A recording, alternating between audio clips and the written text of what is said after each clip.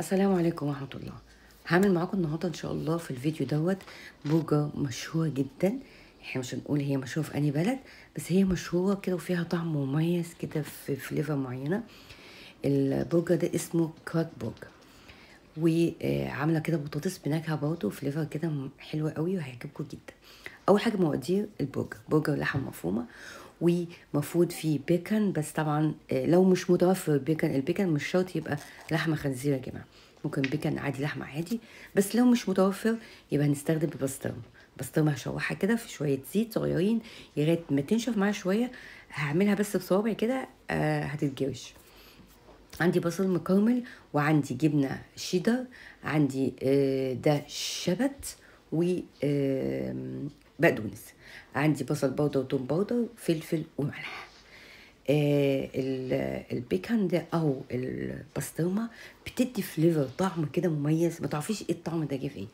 خلي بالكم اللي ما بيحبش البسطرمه يعني زي كده، على فكره ما فيش اي طعم البسطرمه، بس في نكهه مميزه كده مش عارفه جايه منين. والبصل المكرمل بيدي نكهه حلوه قوي. نسيت اقول لكم كمان في زبادي يوناني او زبادي عادي. لو ما عندكيش زبادي يوناني هاتي الزبادي العادي، صفيه في شاشه ولغايه ما نزل منه الميه، عشان انا مش عايزاه يخلي اللحمه طريه مني او تفور مني. شايفين متماسكه وحلوه ازاي؟ لازم بقى اسيبها في التلاجة كده ساعه ساعتين، او ما فيش وقت نص ساعه بكتير.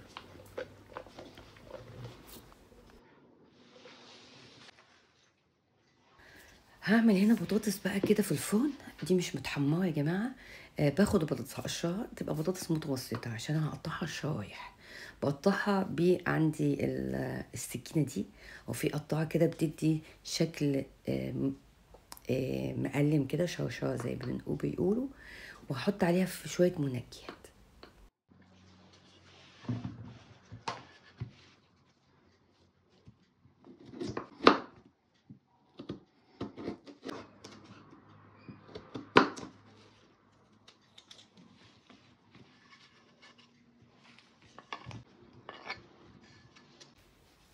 بعد كده بقى هحط عليها ملح وكاري ورشة فلفل طبعا يعني شطة ده اختياري، وبابريكا مدخنة وممكن تحطي بابريكا حلوة، وزعتر، كام فص توم كده قطعتهم طرنشات، وشويه زيت. اغلف كويس قوي قوي بالخلطه دي البطاطس، واشويها بقى في الفرن، احطها في الفرن. اهم حاجه يا جماعه نقوا البطاطس للقلي، ما تنقوش البطاطس اللي هي نوعها بتبقى طعمها حلو سويت شويه. هفردها كده واحطها في الفرن عالي الاول، وبعد كده يعني اخلي الفرن 180 لغايه ما تستوي وتحمر من فوق وتحت. هعمل طبعا مع البرجر صوص عبارة عن مايونيز، عبارة عن مستردة وكاتشب وبابريكا، باربيكيو صوص، وبصل بودر وتوم بودر وشوية ملح، بس خلي بالك عشان كل الحاجات دي فيها ملح، وفلفل اسود. وكمان حطيت بتاع ده اسمه ايه، قولوا معايا، خيار مخلل قطعته صغير قوي. هنحطها على جنب لغايه ما نعمل البرجر بتاعتنا. هاخد البرجر بقى واشكلها زي ما بتشكل اي برجر. تقدر تشكليها على ايدك عادي، تقدر تشكليها في اللي بتشكيل البرجر، تقدر تشكليها في غطا لو عندك غطا سميك شويه تقدر تشكليه بيه، بس حطي جوه كيس زي ما انا بعمل كده. وبعد كده نروح نشويها على الجريل او طاسه لو مش عندك جريل.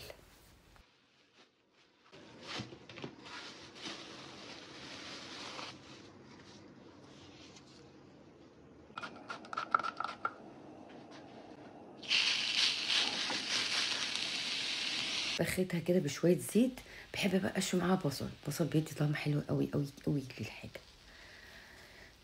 اول ما تحمري يا جماعه من تحت اقلبها، ما اقلبهاش قبل ما تحمري لان ممكن تتبهدل معايا.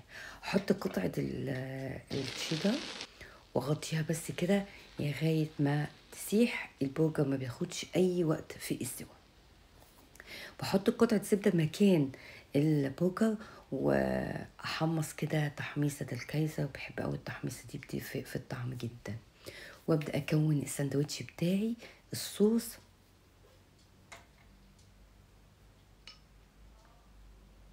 وبعد كده قطعة البرجر.